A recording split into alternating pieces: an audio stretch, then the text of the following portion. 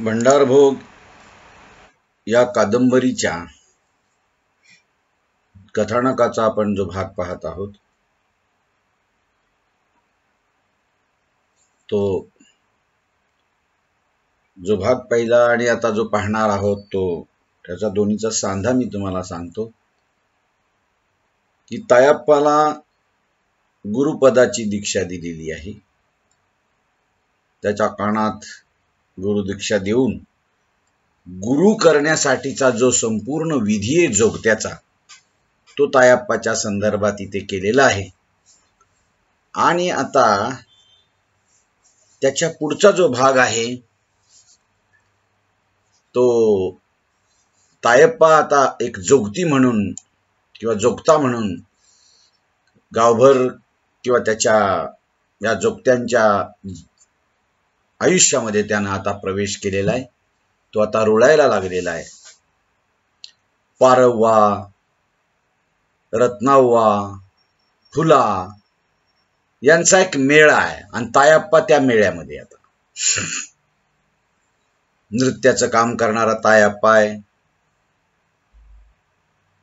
तो या जोगत्याचा जो धर्म आहे आता जगण्याची रीत आहे ती म्हणजे गावभर आता परडी मागायची, हातात परडी घेऊन जोगत्यानं फिरायचं।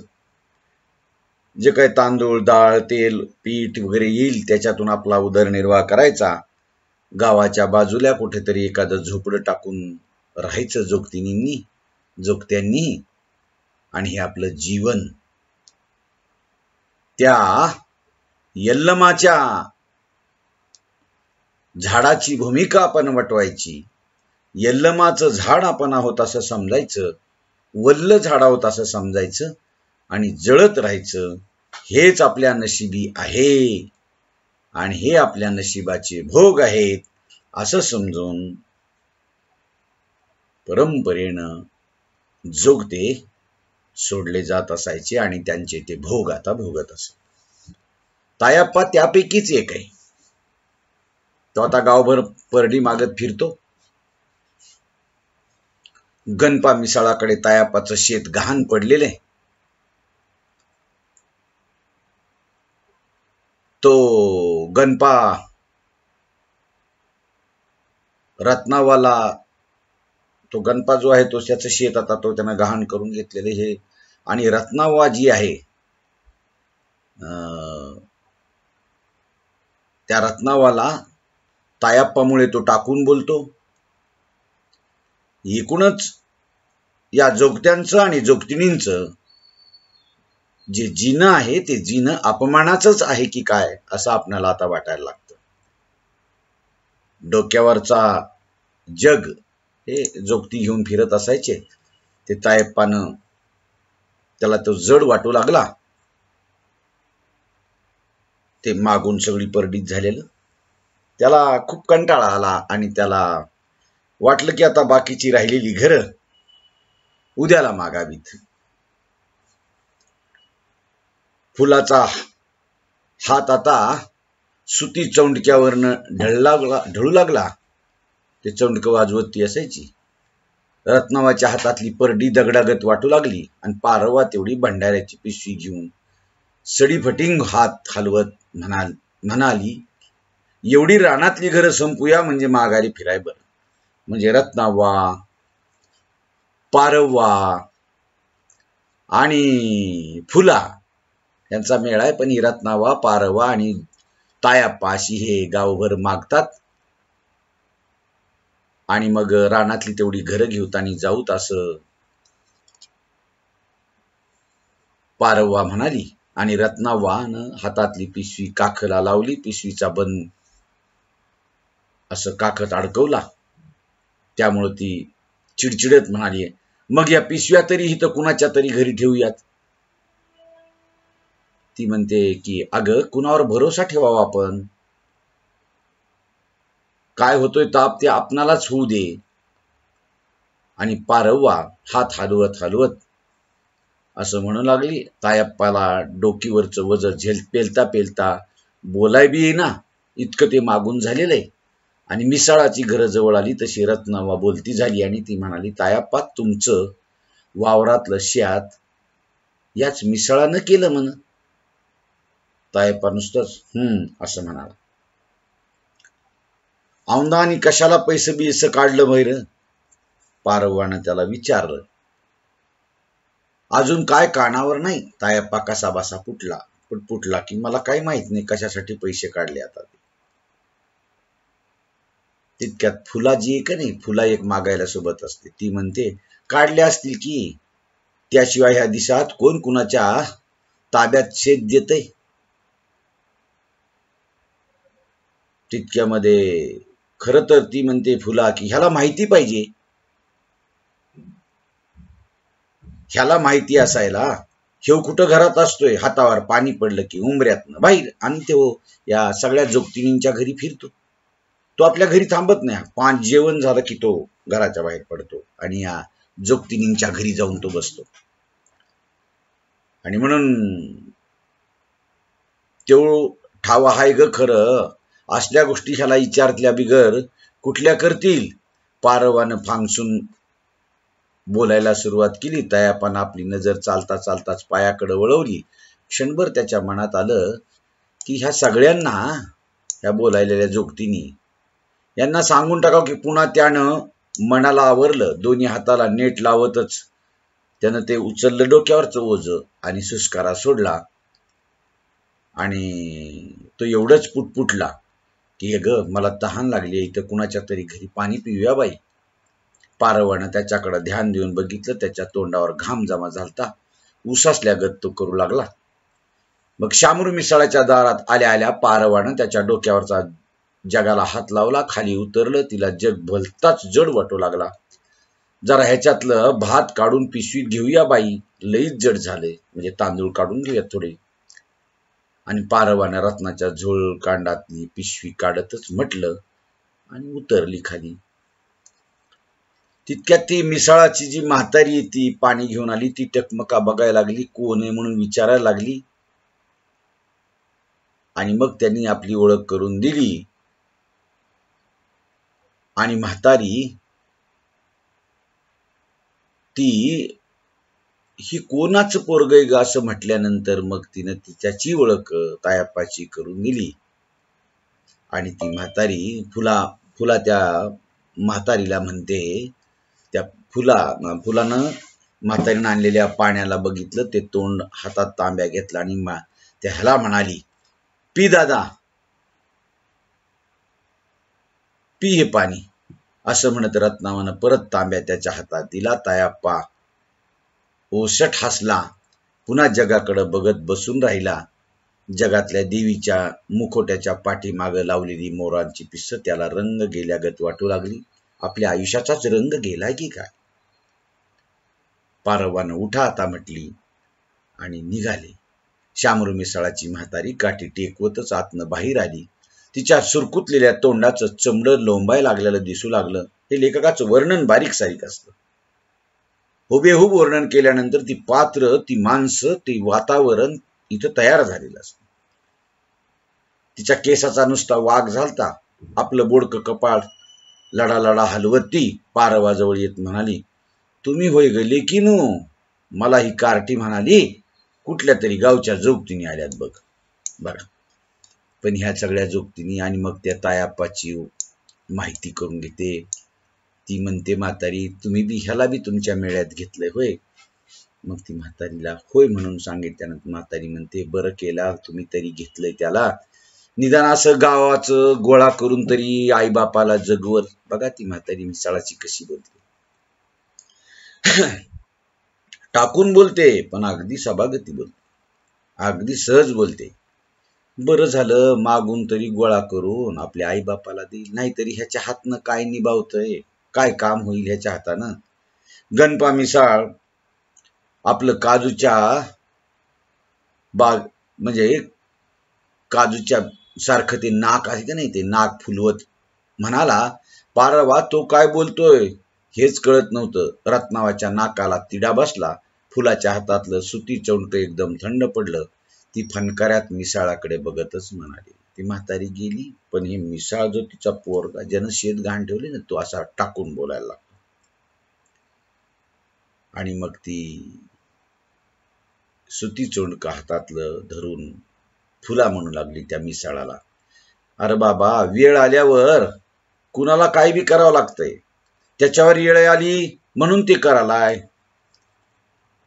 तो लगेच म्हणतो, होय मी तेच म्हणतोय, बाबानं होती ती टपणी घालून पोराला जोगता केलाय, आणि हे ना आता असं फिरवून जगवाय नको का? दान दुसऱ्याच्यात वतून वतून हेव काय जगवितोय घे. गणपा मिसाळ पारवावर नजर उतवली आणि फुला गप्पगार उभी राहिली. बघा, तो म्हणतो की जमवून जमवून कुणाच्यात तरी नेऊन घालीत असेल, दुसऱ्याला जगवत असेल. तितक्यात ती पारवा म्हणाली सभागतीने, दुसऱ्याच्यात कुठं नेऊन घालील, अजून सगळ्यांचं एकातच आहे की. पण रत्नवा मात्र तिच्या डोक्यात इंगळ घुसल्यासारखं झालं, कारण रत्नावाच्या घरी हा तायाप्पा सगळं काही नेऊन देतोय अशी एक वार्ता होती. कारण तायाप्पाचं आणि रत्नावाचं काहीतरी चाललेलं आहे. तितक्यात पारवा हिसका देतच त्याला सगळ्यांना म्हणाली, चला ग, चल ग, असल्याच्या तोंडाला लागलं तर डोसक्यात रक्का पडल. होय, रक्का पडल आणि सगळं इसकटल. हो पुढं. गणपा मिसाळानं तिला डिवचतच मिशीला हात लावला. रत्नवाचा तोलच सुटला आणि ती त्याला म्हणाली, ए, जीभ सांभाळून बोल, नाहीतर. ती एकदम अडखळली, गपकन पुढं झाली. तायप्पा मिसाळाकडे न बघताच पुढं झाला. पारवाला ह्या दोघांच्या वागण्याचा अर्थच कळेनासा झाला. ती गुमान त्याच्या माग चालत राहिली. फुलानं सुती चौडक्यावर पुन्हा ताल धरला आणि रानातली सगळी घरं मागून झाली तरी सगळ्यांच्या डोक्यात गणपा मिसाळ घुमू लागला. बघा, आता हा गणपा मिसाळानं तो रत्नावालाच का रत्नावाच्या समोर तिच्याकडे बघून त्या तायप्पाला म्हणतो, बरं घरी नेऊन देत असला तर, पण लोकांचीच घरं भरतोय म्हण. गावात चर्चा आहे की रत्नावाच्या घरी तायप्पा हे दोघं एकत्र राहतात. खर तर तायप्पा हा बाप्या नाही, त्याला पौरुषत्व आहे, आणि रत्नावा त्याच्याकडून आपली भूक भागवून घेते का? आणि ह्याचीच वार्ता गावभर पसरते आणि त्याच्यामुळे रत्नावाला हे शब्द लागले तिचे त्या मिसाळाचे, आणि तो गणपा मिसाळाचे शब्द त्याला लागल्यामुळे ती रत्नावा ठरवून ठेवू लागली की आता याचा कुठंतरी मी पान उतारा करणार, आणि ती कसा उतारा करायचा पान उतारा याचा बेत ठरवत होती. तिच्या जीवाची तगमग होऊ लागली आणि पारवा मात्र त्या गणपा मिसाळाच्या बोलण्याचा मनातल्या मनात अर्थ लावू लागली, कारण तिला अजून कशाचा पत्ता लागला नव्हता. शेवटी तिनं शिंदवाडच्या पांदेजवळ आल्यावर थांबवतच विचारलं, तो भाड्या तसा का बोलला ग? काय करतीस? घे गिरण्याला. रत्नावानं विषय संपवायचा प्रयत्न केला. असं बोलणाऱ्याला काय करणार आपण? का बोलला असं म्हटल्यानंतर ती सांगते, तसं नव्ह ग, खरं एवढा कसा काय बंबाटल्यागत बोलला तो आपणाला? तितक्यात तायप्पा घरात, तसं काय झालं होतं र? तिनं तायप्पाकडे मोर्चाळला. तायप्पाला विचारू आली. चालता चालताच रत्नावाकडे बघितलं. रत्नावानं तिसरीकडेच बघितलं. त्याला पारवाला टाळता बी येईना तायप्पाला. त्यांना शेवटाला तोंड उघडलंच आणि तो सांगू लागला, मागच्या वर्षी ह्याच्याकडनं काय थोडं पैसे घेतलं तर ह्या वर्षी तगादा लावल्यानं नाही तर वावरातलं टपणं तरी घाला म्हणाला. आता मला सांग पारा का? म्हणत रत्नावानं मध्येच तोंड घातलं. ह्याचा बा त्याला बी तयार होता.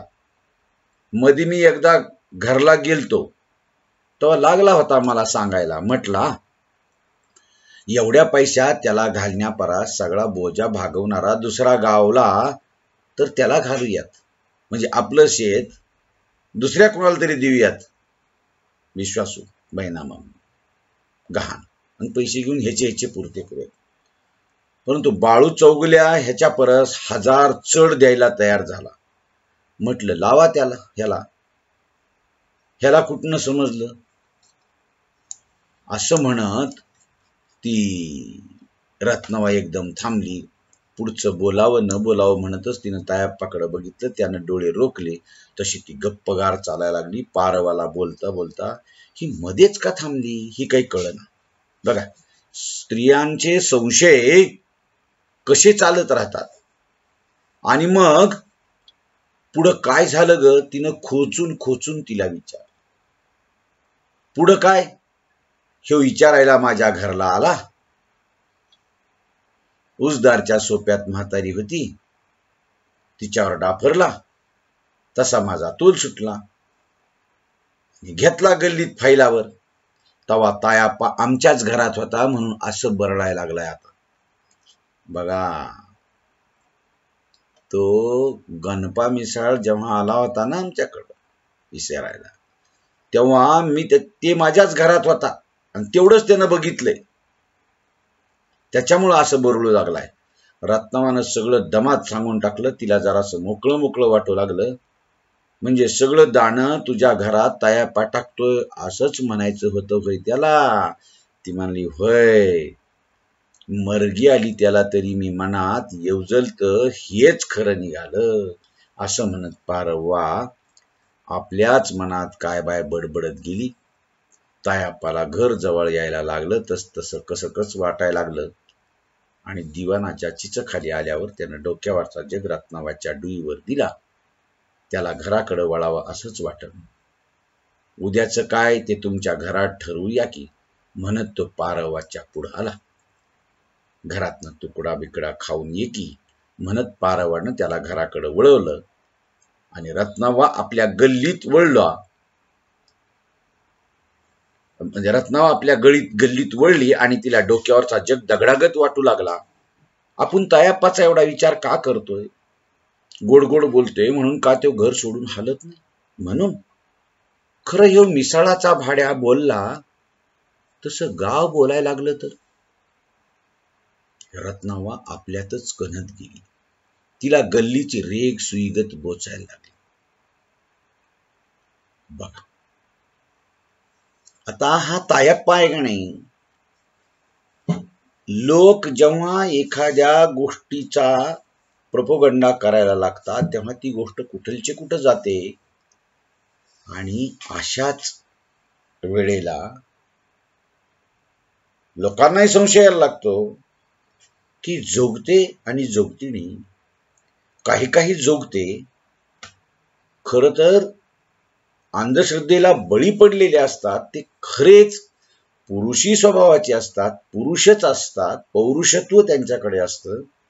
परंतु अशा मुलांना अंधश्रद्धेचे बळी म्हणून लहान वयातच त्याला सोडल्या जातं देवीला आणि तो जोगता म्हणून राहतो. आणि त्याची संगत ज्यांच्याशी येते ते असेच तृतीयपंथ्यांसारखे जोगते असतात, जोगतिणी असतात. सतत स्त्रियांच्या सोबत, स्त्रियासारखं बोलणाऱ्या लकबी असलेल्या लोकांच्या सोबत राहिल्यामुळे त्याला तशीच सवय लागते आणि लोक त्याला असं जोगता बाप्या समजतात. पण तो बाप्या नसताना देखील मग तो जेव्हा पौरुषत्व त्याच्याकडे कळतो तेव्हा अशाकडून आपल्या भुका ज्या जोगतिनींना पती नाही ते भागवतात का असा एक मनात संशय यायला लागतो. आता जो हा तायाप्पा आहे घरी येतो, त्याच्या आईला वगैरे असं वाटायला लागतं की तायाप्पानं काय करावं, थोडस स्वतःच्या पायावर उभा राहण्याचा प्रयत्न करावा, कोणत्याही आई वडिलांना वाटतं. आणि म्हणून आता काही जोगते काय करतात की स्वतःचा छोटा मोठा उदरनिर्वाह करण्यासाठी कोंबडे पाळणं, छोट्या मोठे काही गोष्टी कामं करणं, ह्या गोष्टी करायला लागतात. तायाप्पा नाही तसंच काहीतरी करावं म्हणून त्याची आई प्रयत्न करायला लागते. आणि हे प्रयत्न तायाप्पा करतो का त्या मार्गाला लागतो का तो या जोगतिणींच्या सोबत वाहवत जातो आणि आपलं खरंच डोंगराच्या आईने दिलेल्या शापदग्ध जीवनामुळे आपण जळतच राहणे, वल्ल झाड आहोत तिच्यासाठी जळत राहणे हेच आपले कर्म आहेत का, असं समजून जगायला लागतो, हे आपण याच्या नंतरच्या तासात बघूया. आपण आता इथं थांबूयात. मी तुम्हाला बाकीचा भाग उद्याच्या तासाला सांगतो. ठीक आहे.